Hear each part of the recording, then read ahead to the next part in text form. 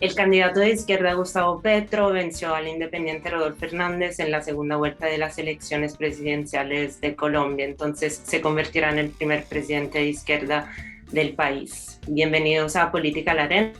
Mi nombre es Duria Campisi y me encuentro con el compañero José Daniel Machorro para hablar sobre los resultados de las elecciones colombianas con Sandra Borda, profesora de Ciencias Políticas de la Universidad de los Andes. Profesora Sandra, muchas gracias por aceptar esta entrevista. Hola, no, el gusto es mío. Muchas gracias por la invitación.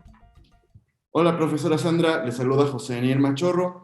Bien, como sabemos, el economista, exguerrillero y exalcalde de Bogotá, Gustavo Petro, ganó con el 50.49% de los votos a su opositor, Rodolfo Hernández, quien obtuvo el 47.25% de los votos en el balotaje en Colombia.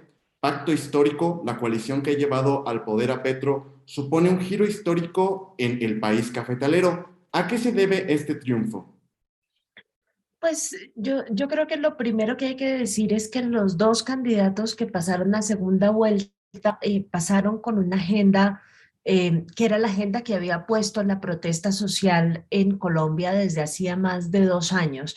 Se trata de una agenda que de un lado es de recuperación económica, pero recuperación económica equitativa después de la pandemia y después del confinamiento. Lo que la gente le estaba pidiendo al gobierno era simplemente ayuda para poder reinsertarse en el aparato productivo del país y reiniciar, digamos, sus vidas normalmente. Y de otro lado había, por supuesto, un cansancio enorme con la clase política tradicional que no fue eficiente a la hora de responder en la pandemia, pero en general no había sido muy activa a la hora de tratar de reducir los niveles de desigualdad y de pobreza en el país. Eso es lo que lleva tanto a Gustavo Petro como a Rodolfo Hernández, dos personas que no son parte de la clase política tradicional colombiana, a ser los candidatos que pasan a segunda vuelta. Creo que el escenario, digamos, de fondo más claro allí tiene que ver con lo que logró el proceso de paz, a pesar de que aún estamos lejos de haber superado todos los problemas de seguridad que aquejan a los colombianos. El proceso de paz sí permitió la desmovilización de la mayoría de los miembros de las FARC. Eso redujo sustancialmente la dinámica del conflicto armado en Colombia y eso simplemente se traduce en que a la gente ya no le pueden seguir vendiendo que la única prioridad y el único tema en el que se pueden concentrar es el tema de la seguridad. La agenda se amplió y la gente quiere no solamente estar segura, sino quiere estar en condiciones de trabajar y poner los 3 platos de comida sobre la mesa, tener acceso a la educación, tener acceso a los sistemas de salud y esa agenda diversificada creo que es la que representa, digamos, y con la que mejor interlocutó Gustavo Petro durante toda la campaña presidencial. Eso creo que es lo que lo lleva definitivamente a ganar la presidencia. Bueno, muchas gracias. Sí, mi pregunta es sobre el tema del populismo, que ha sido importante en esta campaña electoral porque también los dos candidatos, Hernández y Petro, que llegaron a segunda vuelta, han sido tildados de populista. Y leí que usted recientemente escribió también una columna sobre el tema, indicando, bueno, que el populismo es un fenómeno nuevo para Colombia, pero por cómo se está conociendo en Colombia, está en tensión con la preservación de la democracia y del Estado de Derecho. Entonces quería preguntarle cómo cree que esta tensión se va a desarrollar durante el gobierno de Petro.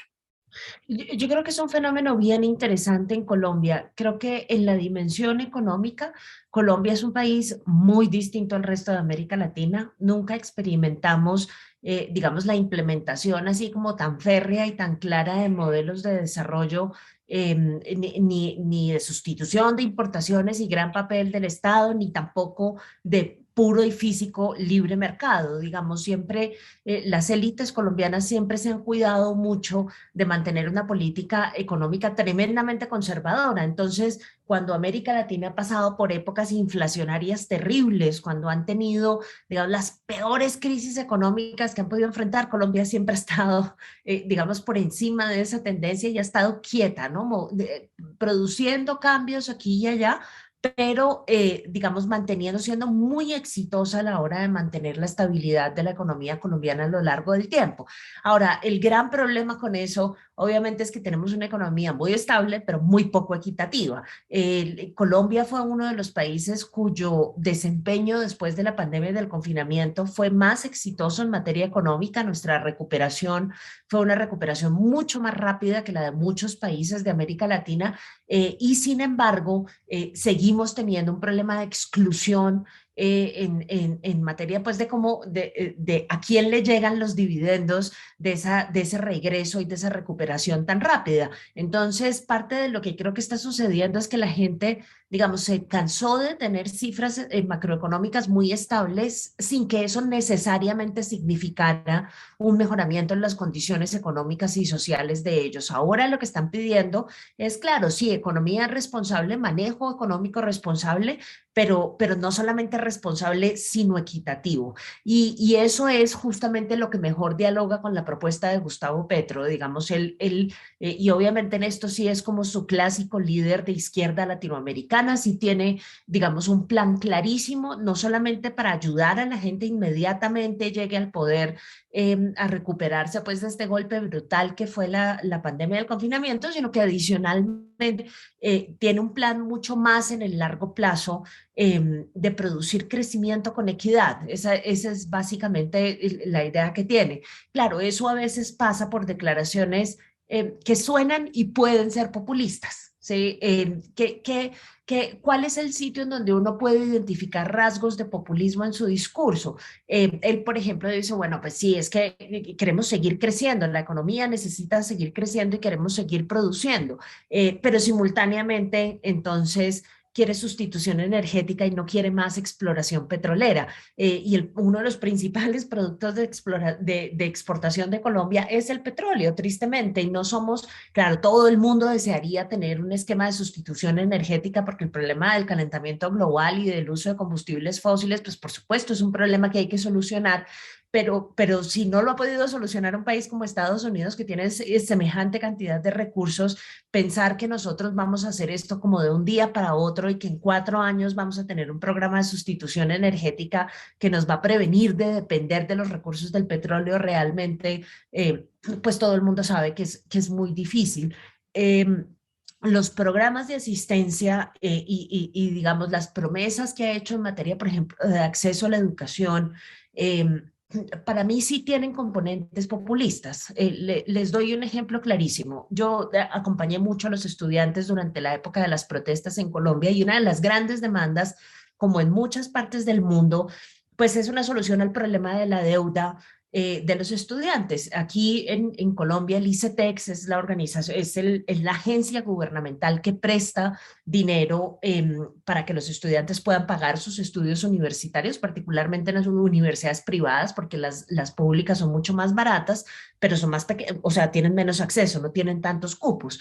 Entonces, el que más presta es el ICETEX. La gran deuda de los estudiantes colombianos es con el ICETEX. Eh, esa agencia, yo estudié con el ICETEX y pagué mi préstamo muy rápido, pero esa agencia con el paso del tiempo fue incrementando tasas de interés y se fue convirtiendo en un banco. Dejó de ser, digamos, un mecanismo de ayuda para los estudiantes y se convirtió en un banco, y ese problema de la deuda terminó por poner a los estudiantes en una situación de extrema vulnerabilidad económica en el trayecto de salir a la universidad y empezar a trabajar.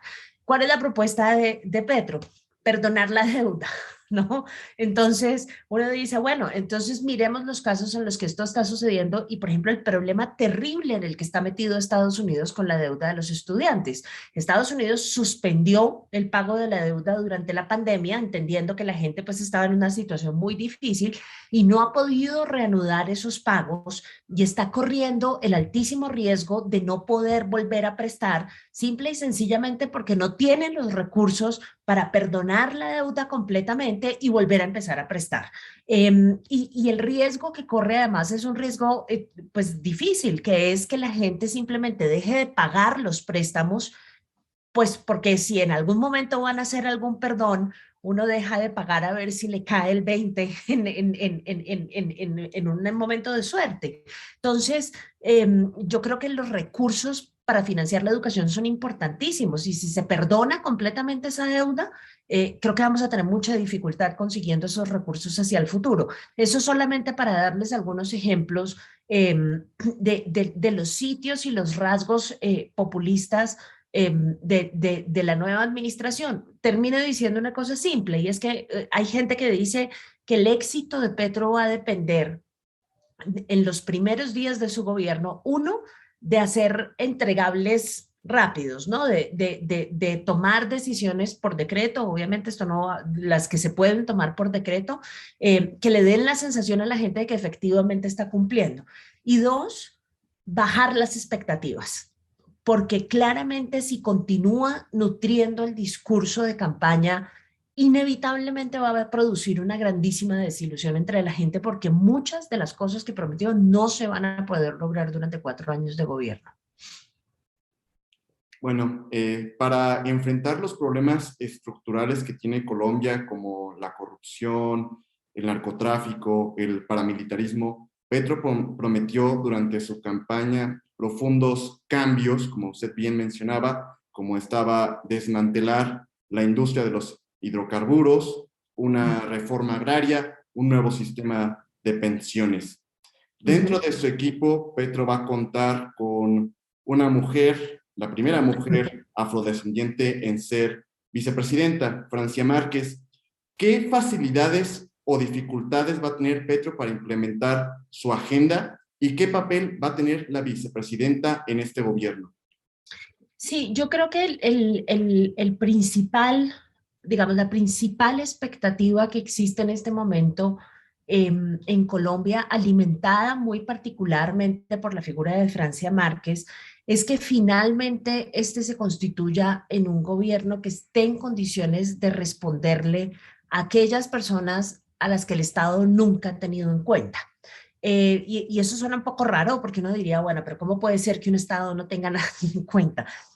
Si ustedes van al Pacífico colombiano, lugar de donde es originaria Francia Márquez, fácilmente se pueden encontrar pueblos en donde no hay acueducto y alcantarillado, en donde no hay ningún tipo de presencia del Estado. Y cuando hablo de presencia del Estado no estoy hablando de un puesto de policía ni de un puesto militar, estoy hablando de las cosas más básicas. Estoy hablando, por ejemplo, de calles, digamos, en estado transitable, ¿no? Hiperpavimentadas y fantásticas, digamos, no estoy pidiendo grandes cosas, sino digamos, lo mínimo en cualquier pueblo latinoamericano que uno se pueda imaginar. Eso no ocurre en muchas de las zonas de este país. El Pacífico colombiano ha estado absolutamente abandonado por el Estado. Allí no hay sistema de universidad pública sólida, entonces la gente no puede acceder a la educación, no hay infraestructura y transporte. Llegar a estos lugares es una cosa dificilísima, y por cuenta de la ausencia del Estado, encima de todo esto, tienen unos problemas de minería ilegal y de actividades económicas ilegales enormes, porque esto, digamos, es reino de nadie.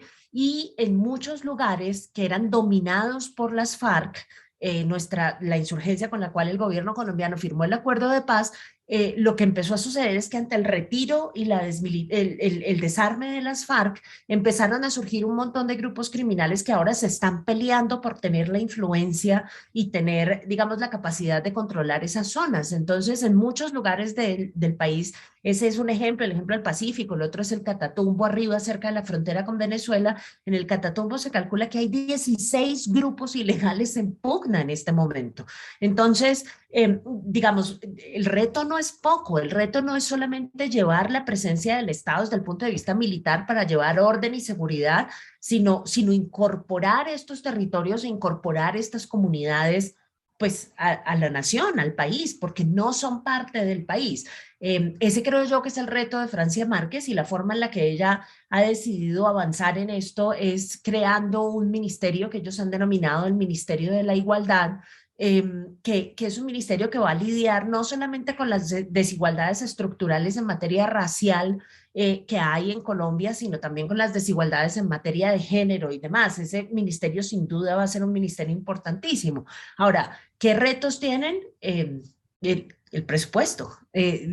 Vamos a ver cuánto logran negociar con el Congreso, tener un presupuesto en ese ministerio para lograr satisfacer semejante demanda de presencia del Estado, que además ha sido ausente no durante los últimos 4 u 8 años, es que es la historia de este país la que ha marcado esa ausencia permanente. Entonces yo creo que eso es un reto enorme y es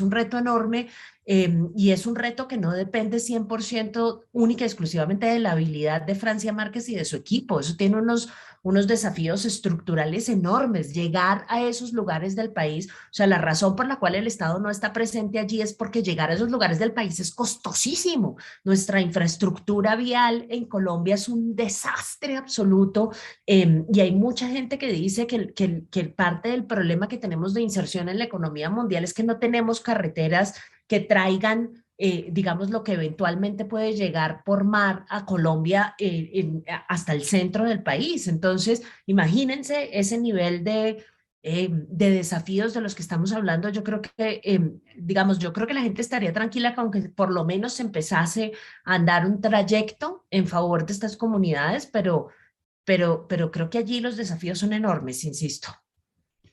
Muchas gracias. Voy un poco a cambiar de tema pasando a la política exterior, que, bueno, no ha tenido un papel protagónico en la campaña, excepto por la voluntad que ambos candidatos expresaron de retomar relaciones diplomáticas con Venezuela. Sin embargo, en su discurso del domingo, Petro sí que planteó ejes de política exterior, un gran diálogo americano con los países de América Latina y con Estados Unidos también. Y este eje principal de la política exterior sería la lucha contra el cambio climático, la transición energética.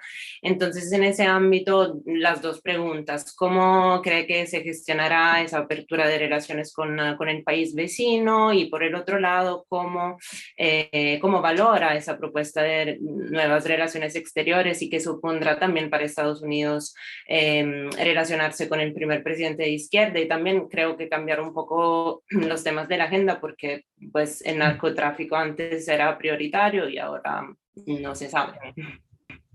Sí, yo creo que hay varias cosas como muy particulares de lo que ha pasado desde el domingo hasta hoy en materia de política exterior. Lo primero es que digamos, yo sigo insistiendo en que dedicarle un tercio del discurso de la victoria al tema de política exterior es una de las cosas más inusuales que yo he visto en política electoral colombiana. En Colombia el tema internacional no es un tema prioritario.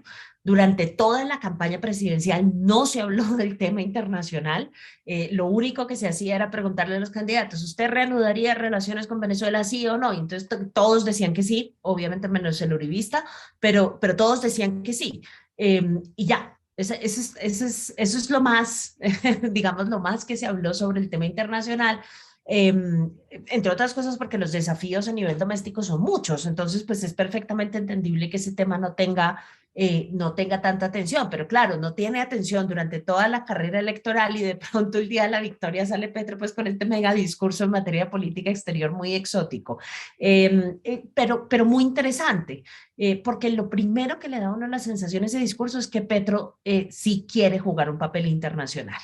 ¿Sí? O sea, no va a ser el tipo de mandatario que va a decir, bueno, me tengo que recontraconcentrar en los problemas domésticos y lo internacional será una cosa anexa. No, él quiere jugar un papel internacional y quiere jugar un papel regional, entre otras cosas porque yo creo que entiende muy bien, y eso no es fácil que lo entiendan los líderes políticos en Colombia, que su agenda doméstica y que el logro de sus objetivos domésticos está íntimamente vinculado con su gestión internacional.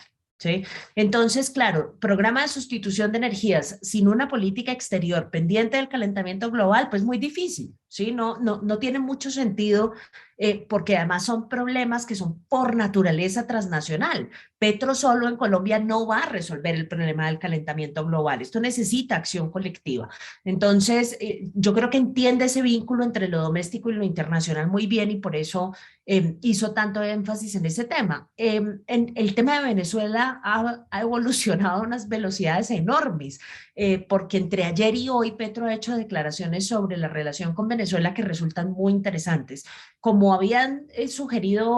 como había sugerido durante la campaña, él y todos los candidatos, su plan es normalizar las relaciones, abrir la frontera otra vez, pero yo creo que digamos esto sin que lo haya dejado claro, pero hoy dio algunas, en una entrevista dio algunos visos y algunas señales sobre eso. Yo creo que el plan es reconstruir la relación con Venezuela de abajo para arriba.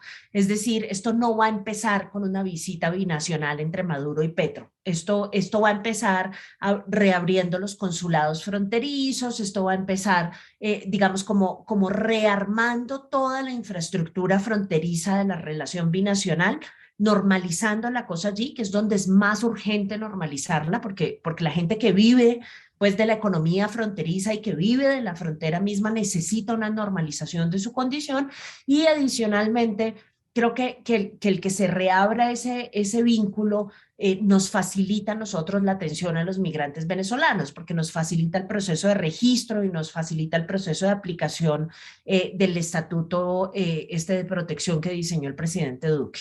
Eh, Ahora, la gran pregunta es qué sigue después, ¿no? Y qué tanto va a correr el riesgo Petro de acercarse al régimen venezolano. Entre otras cosas, porque otro de su plan es iniciar un proceso de negociación con el ELN, que es esta otra guerrilla que opera mucho en la zona fronteriza con Venezuela y que se ha dicho que tiene vínculos con el gobierno venezolano. Tan es así que todo el mundo dice que no se puede hacer un proceso de paz con el ELN sin incluir a Venezuela. Entonces, eso le va a exigir acercarse también más a Venezuela, pero tiene que mantener un equilibrio muy difícil porque él obtuvo 11 millones de votos. Los otros 10 millones de votos son los 10 millones de votos de los colombianos que están muertos del pánico de que la llegada del primer gobierno de izquierda a Colombia signifique que nos vamos a convertir en Venezuela.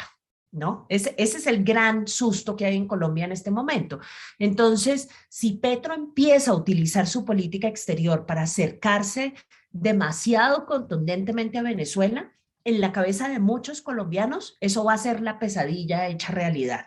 ¿Sí? Y eso va a dificultar mucho la formación de un consenso nacional y la gestación como de una capacidad de gobierno que él necesita para poner a andar sus reformas. Así que yo creo que los pasos ahí van a ser supremamente cautelosos, o por lo menos eso espero yo.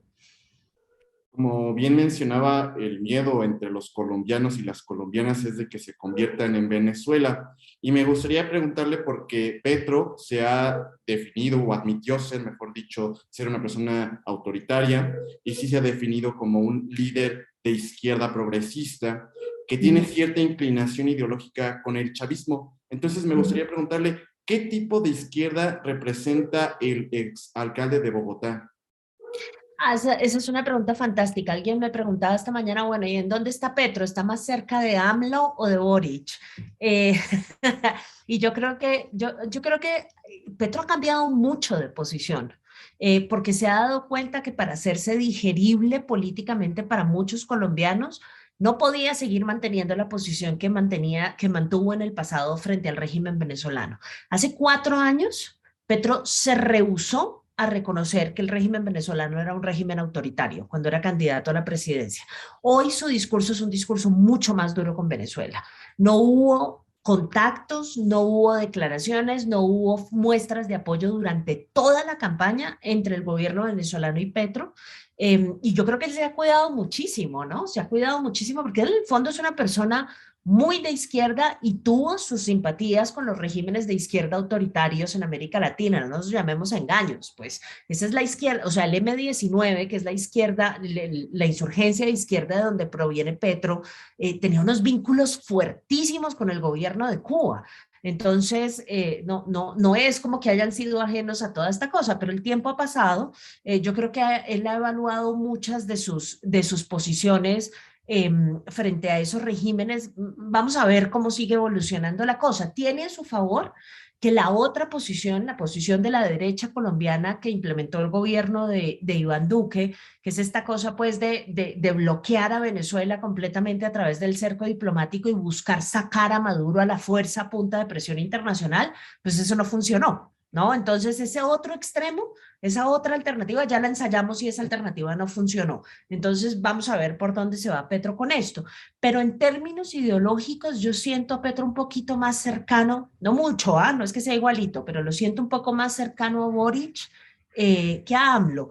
Eh, tiene componentes de los dos, ¿no? Petro está muy vinculado a la izquierda vieja latinoamericana, pues tiene sus ímpetus desarrollistas y no sé qué, digamos, él todavía tiene mucha de la agenda muy económica de la izquierda del pasado, pero también tiene una agenda de la izquierda nueva, ¿no? Ese énfasis en la cosa medioambiental, el énfasis en los temas de género de Francia Márquez, no de Petro y de su izquierda, de Francia Márquez, y el énfasis en el tema de la igualdad racial, creo que le dan un aire a una izquierda mucho más moderna, mucho más pragmática y mucho más progresista. Sí, bueno, pasando a una pregunta más de política interna. Quería preguntar, bueno, los últimos años de la política colombiana han sido caracterizados por una gran polarización, que ha visto enfrentados el uribismo y el antiuribismo, pues que podemos decir también el petrismo, que estaba en la oposición. Pero ahora se supone que el uribismo va a estar en la oposición seguramente. Entonces, quería preguntarle cómo cree que el partido de Álvaro Uribe, el expresidente colombiano, el Centro Democrático, va a ejercer este papel que para ellos puede ser inusual, pero bueno, es tan importante para la democracia. Entonces, quería saber cómo se va a ver esto. Sí, inusual, pero bueno, ¿no? La alternancia es un principio claro de la democracia, entonces algún día les iba a tener que tocar. Ya les tocó. Yo no creo que ellos vayan a ser parte de la coalición de gobierno, digamos, creo que ni siquiera los van a aproximar para lograr eso. Ellos ya mismos anunciaron que ellos van a estar en la oposición. Esa es una oposición muy vocal, digamos, son bien altisonantes los líderes del Centro Democrático, pero además de ser vocal, yo creo que el gran reto que va a tener que enfrentar la oposición en cabeza del uribismo es constituirse en una oposición que sea leal a los principios democráticos, es decir, una oposición que juegue las reglas del juego institucionales y constitucionales de este país, porque si no, el gran riesgo que van a correr es que van a crearle un sistema de incentivos al gobierno también para jugar por fuera de las instituciones. Y yo creo que eso no le hace bien al país. La izquierda menos, la derecha mucho más, pero ambos sectores tienen un impulso, en el caso de la derecha, mucho más marcado a funcionar por fuera de la institucionalidad democrática.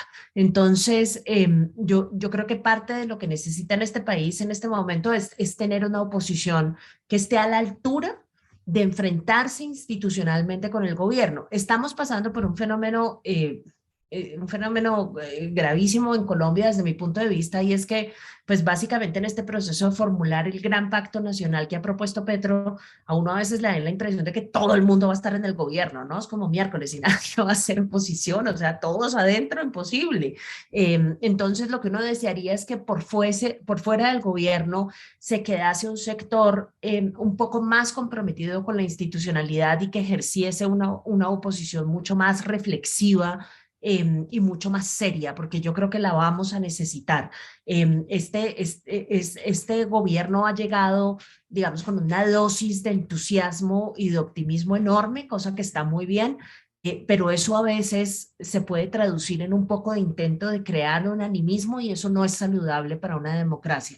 Entonces creo que el gran reto, lo escribí en una columna en algún momento, es tener una oposición que esté en condiciones de mantener en línea al gobierno y de mantenerlo apegado a la institucionalidad democrática, porque de lo que se trata ahora, después de haber ampliado el espectro político, después de haber probado que sí hay alternancia en la democracia colombiana, es que de aquí en adelante nos dediquemos a profundizar y no a minar la democracia de este país.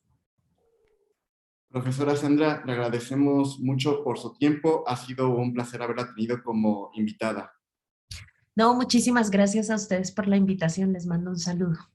Gracias, saludos, que esté muy bien. Gracias. Vale.